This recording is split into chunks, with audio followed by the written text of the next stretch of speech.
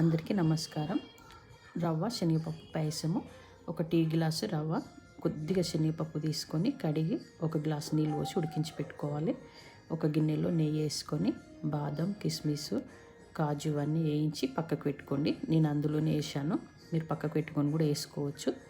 రవ్వ వేగిన తర్వాత ఉడకబెట్టుకున్న శనగపప్పు కొంచెం పలుకుగా తీసుకొని ఆ నీళ్ళతో సహా ఈ రవ్వలో వేసి ఉండగట్టకుండా బాగా కలుపుకోండి. ఇంకో పొయ్యి మీద అదే టీ గ్లాస్తో 3 గ్లాసుల నీళ్ళు, 3 గ్లాసుల పాలు మరిగించి ఆ రవ్వలో పోసుకొని ఉండలు కట్టకుండా బాగా కలుపుకోవాలి. కలుపుతూ ఉండాలి ఉండగట్టకుండా. ఇది ఉడికిన తర్వాత దగ్గర అవుతుంది. ఈ రవ్వ పాయసం ఇలా చేసుకుంటే చాలా బాగుంటుంది. ఒక గ్లాసు, ఏ గ్లాసు రవ్వ తీసుకున్నామో అదే గ్లాసుతో షుగర్ తీసుకోవాలి. ఎక్కువ వేసుకోవాలనుకున్న వాళ్ళు ఎక్కువ తీసుకోవచ్చు. ఒక స్పూన్ నెయ్యి వేసి కలుపుకోవాలి. అమ్మవారికి ఇది నైవేద్యంగా పెడుతున్నాను. నా ఛానల్ లైక్ చేయండి, షేర్ చేయండి, సబ్స్క్రైబ్ చేసుకోండి.